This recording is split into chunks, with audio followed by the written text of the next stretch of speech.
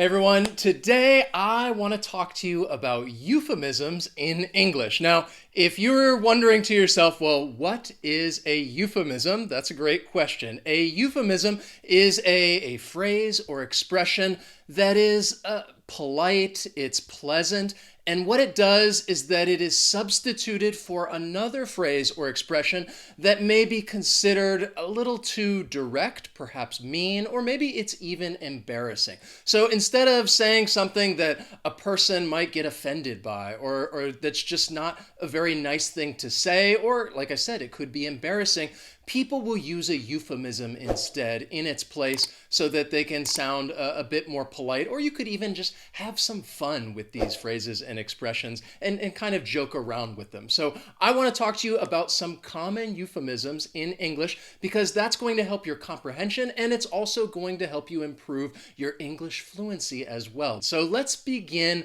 with people and talk about euphemisms that you can use to describe different people. And the first one that I have for you is over the hill. And if you say that somebody is over the hill, all that you're saying is that this person is old. This person is maybe, there's no specific age in mind, but instead of saying, well, somebody, they're old, you could say, well, they're a little over the hill. They're getting up there in age. They're over the hill. So perhaps they may not be able to participate in some activity, or maybe you're trying to talk about what the state of their mind. And you want to say, well, they're getting a little more forgetful, not because they're getting old, but because they're over the hill. I am too young to be over the hill. I don't remember saying she was over the hill. Happy birthday, Grandma. It's better to be over the hill than buried under it. Then we have the euphemism better half. And I think this is a common euphemism used among married couples because if, for example, me, I am married, but if I'm talking about my better half, then I'm talking about my wife. She is my better half. And you say that because you're trying to give them a compliment and say, well, they are a better person than you are. So either a husband or wife could use this euphemism if they want to refer to their spouse, and they could say that they are the better half. I was just explaining to your better half here that when we were tunneling out, we happened to hit the main sewer line. That is one impressive wife you've got there. Well, I don't call her my better half for nothing. I'm a married man, buddy. Married man, you want to say hello to my better half? Come here. Next is the euphemism hearing impaired. And if you say that somebody is hearing impaired, it just means that they are deaf. They cannot hear. I don't consider that this is a more polite way of saying somebody is deaf, but I think it's more of a politically correct way of saying it. It's just a little more appropriate to say that a person may be hearing impaired. This is something you may notice when watching a TV show or movie, that they have captions, subtitles that people can use and follow along if they are hearing impaired. He said, my favorite aunt is hearing impaired. He just said, you complete me. My brother's hearing impaired, and your goon took his hearing aids. Now let's keep with hearing, and if somebody is not deaf, but they just have, well, really bad hearing and they're starting to lose it, then you could say that somebody is hard of hearing. They're not deaf, but they just don't hear very well. Perhaps they need to get a hearing aid because they are hard of hearing. You would say something to this person and they would just respond like, what did you say? I can't hear you. Say it again. I don't think anybody wants to hear that they are hard of hearing, but it may be a little more polite than just saying, hey, your hearing sucks. Your hearing is terrible. You need to get hearing aids. You could refer to somebody and say, well, they're a little hard of hearing. Sorry, what? You hard of hearing, Mr. Bachman? Really? I was speaking at normal volume.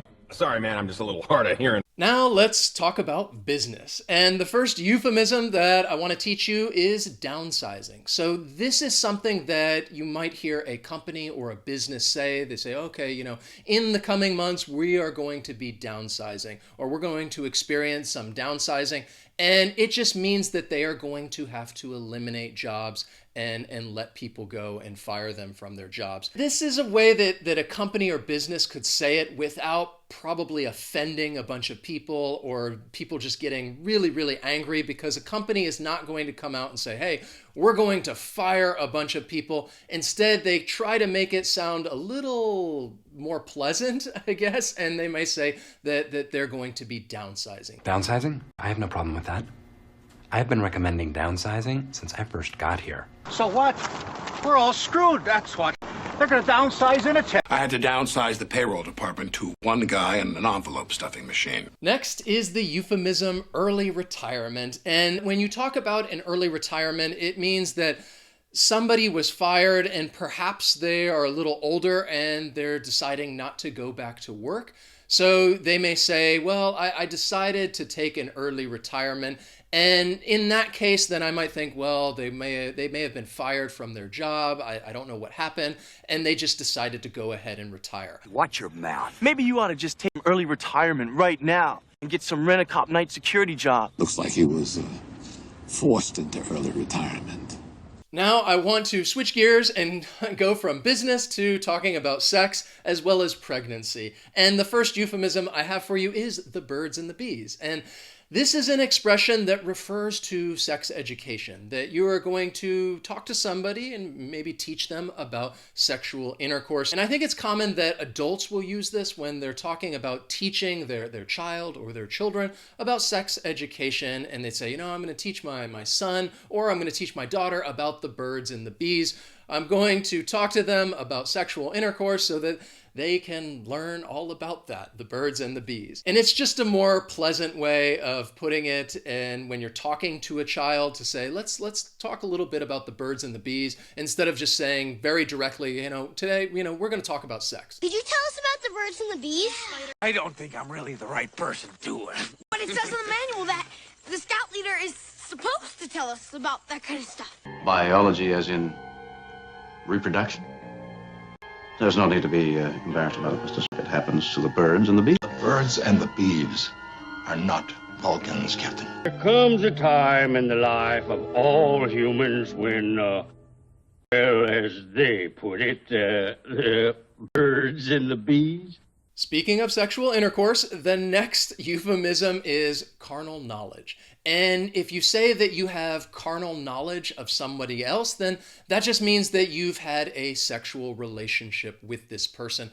Often, I think it's been used in law when maybe the police or detectives are talking about some situation and they might say, well, the suspect had carnal knowledge of the victim, that they were in a sexual relationship together. You may also hear it used maybe just casually as well, but probably not as often if somebody wants to kind of talk about the relationship they've had with somebody, especially if it was a casual relationship. They may say, oh yeah, I have carnal knowledge of this person, which implies that they had a sexual history together. Okay, I guess it's my turn, isn't it? All right, the bet is $20. $20. Right. You have to have carnal knowledge of a lady this time. Senior year.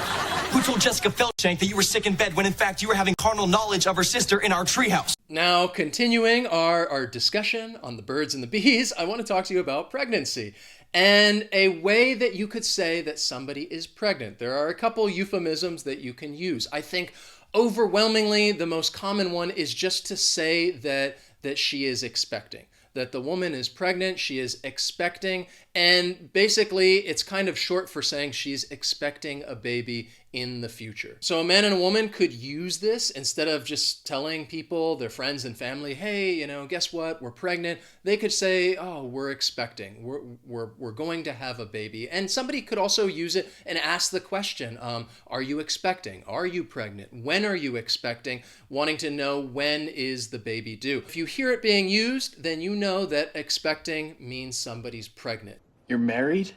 That's Christine. We're expecting our first kid any day now. I spoke with Jennifer Crane. She's expecting. That's impossible. Carrie didn't tell me anything. Your wife's expecting a child soon, isn't she? She gave birth to a son 3 weeks ago. Now, if you want to use a very informal and casual euphemism, which is almost, it's a little humorous, I think, you could say that someone has a bun in the oven. And if you're saying that there's a bun in the oven, it means, well, yes, there's a baby in there, that she is pregnant, she is expecting, there's a bun in the oven. So you got a bun in the oven? Yeah, she's right, Sky. Let's lay down a while. For Christ's sake, you got a bun in the oven. I would still care for you both. You won't be able to care for anyone if he abandons you with a bun in the oven.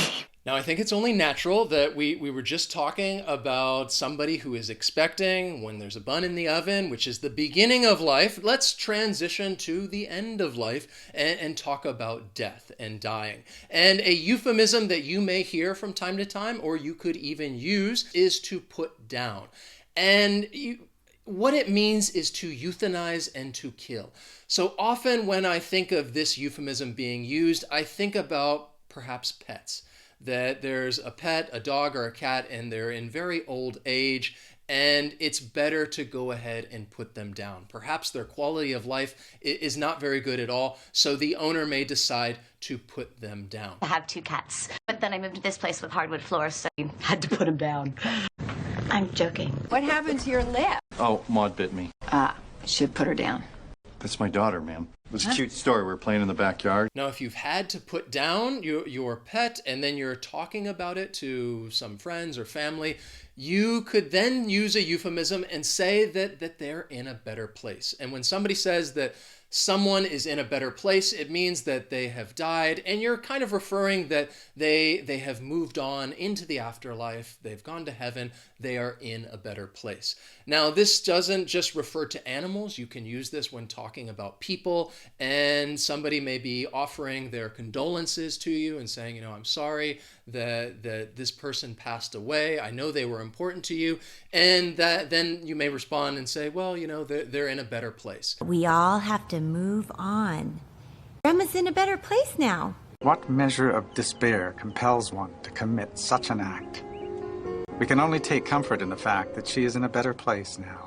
So those are some very common and very useful euphemisms that you can use if you happen to find yourself in this situation. But just keep in mind that these euphemisms are used when you just don't want to say something directly that might be offensive and rude or even embarrassing. You can use these euphemisms instead. Thanks for watching. I will see you guys next time.